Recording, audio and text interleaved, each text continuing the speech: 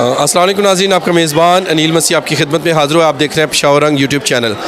ناظرین، میں اس وقت کالا باڑی مندر پشاور میں موجود ہوں اور میرے عقب میں دیکھ سکتے ہیں کہ بہت بڑی تعداد میں یہاں پہ ہندو کمیونٹی کے لیڈرشپ پورے خیبر پختونخوا کی موجود ہے اور آج اس خاندان کے ساتھ یہ یکجہتی کے لیے آئے ہیں. آج ندیم ناتھ کو شہید ہوئے 13 روز گزر چکے ہیں. آج اپنی مذہب کے مطابق جو ان کی رسومات تھی وہ ان لوگوں نے ادا کی ہے. اب جانتے ہیں کہ یہ کیس کہاں تک پہنچا ہے، کیا صورتحال ہے، کیا ریاست انوالو ہو رہی ہے یا مدعی نہیں بن رہی، یہ تمام حقائق جانتے ہیں. جی السلام علیکم. وعلیکم السلام. جی سر کیا نام ہے؟ میرا نام راجیش چاند ہے جی، اور میں صدر KPK ہوں. آج تمام صوبہ سرحد سے جتنے صدور ہیں میرے ساتھ کھڑے ہیں اور ہم ان کے ساتھ ندیم ناتھ کے لیے آئے ہیں. اس کے آج آخری جو لنگر وغیرہ ہوتے ہیں ہمارے، اس کے لیے ابھی آئے ہیں اور ان کے ساتھ یکجہتی کے بھی لیے آئے ہیں، کیونکہ یہ جو ہم سن رہے ہیں دیکھ رہے ہیں ہماری سمجھ میں تو یہی آ رہا ہے کہ گورنمنٹ نے جو کر رہی ہے وہ ٹال مٹول کر رہی ہے. اس پہ کوئی کام بھی نہیں ہو رہا. اس پہ اصل پرچہ جو کاٹنا چاہیے تھا وہ دہشت گردی کا کاٹنا چاہیے تھا کہ اس نے اسلام نے قبول نہیں کیا اور اس نے ان کو قتل کر دیا اور دھمکیوں سے قتل کیا ہے. لہٰذا اس سے میں پرزور اپیل کرتا ہوں اس حکومت ہے، کیونکہ حکومت ان کی نہیں ہے ہماری بھی ہے.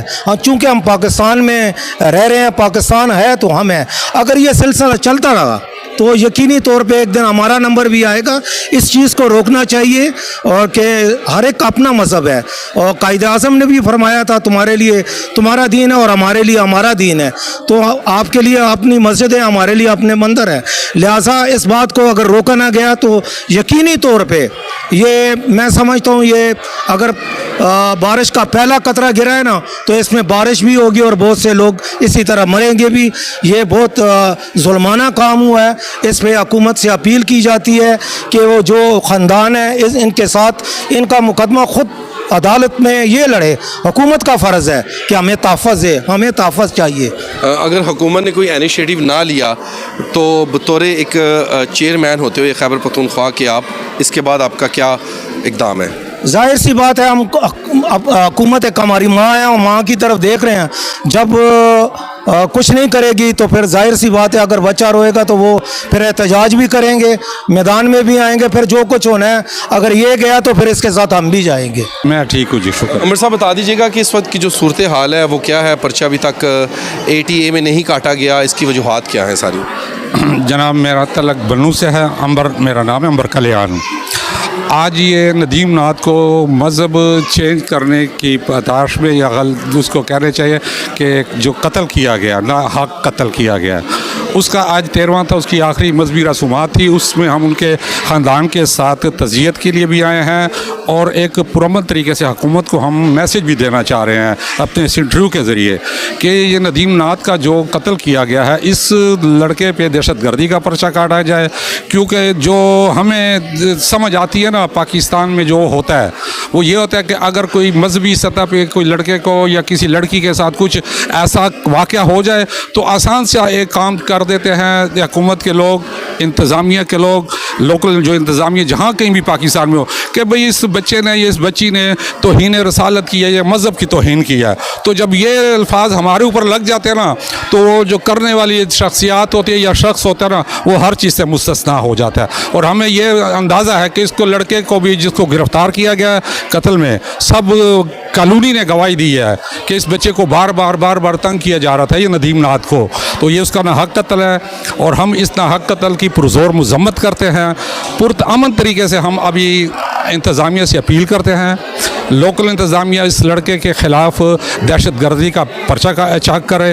اگر نہیں کرتی تو پھر ہم اپنے جو مشران ہیں پورے KPK سے ہیں، پنجاب سے ہیں، مرکز سے ہیں، ان کو بلا کر تو اپنے اس ناحق خون کا بدلہ لینے کے لیے ہم ہر پلیٹ فارم ہر سٹیج پہ جائیں گے. Thank you G, thank you so مچ. ناظرین، میرے ساتھ ندیم ناتھ کے چھوٹے بھائی موجود ہیں ان سے بھی جانتے ہیں کہ اب تک جو کیس کی صورتحال ہے وہ کہاں تک پہنچی ہے. جی السلام علیکم. وعلیکم السلام.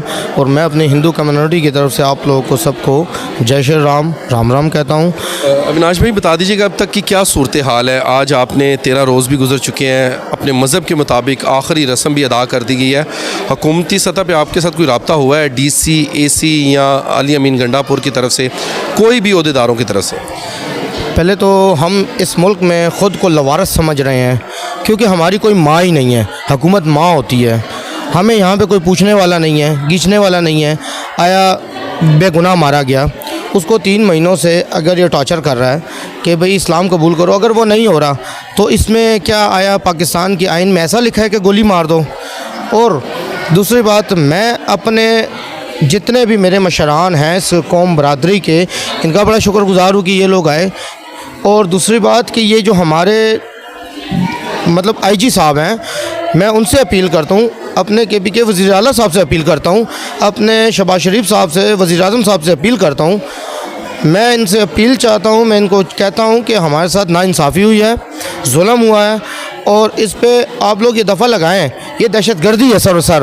اگر آپ لوگوں کے مذہب کے ساتھ ایسا کیا جائے تو وہ غلط ہے, تو انہیں رسالت ہو جائے گی.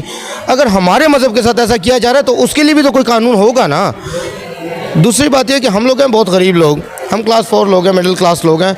ہم یہ چاہتے ہیں, ریاست سے ہماری اپیل ہے کہ ہماری طرف سے کیس لڑا جائے اور اس کو کڑی سے کڑی سزا دی جائے.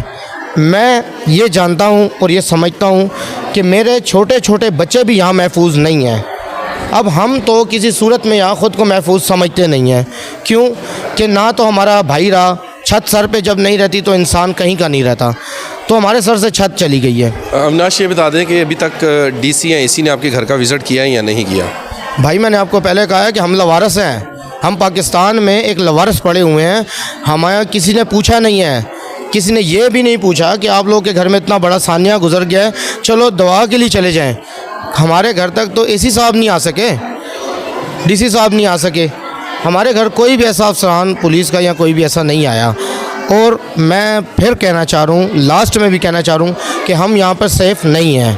میرے بچے, میرا گھر, اتنے ہم ڈر میں, اتنے ہم اس میں رہ رہے ہیں کہ بس ہماری بھگوان سے ایک ہی پرارتھنا ہے کہ بس ہم تو بہت مجبوری کے تحت اب یہاں رہ رہے ہیں. اس پاکستان میں رہ کے بھی ہمیں یعنی کہ تحفظ نہیں ہے.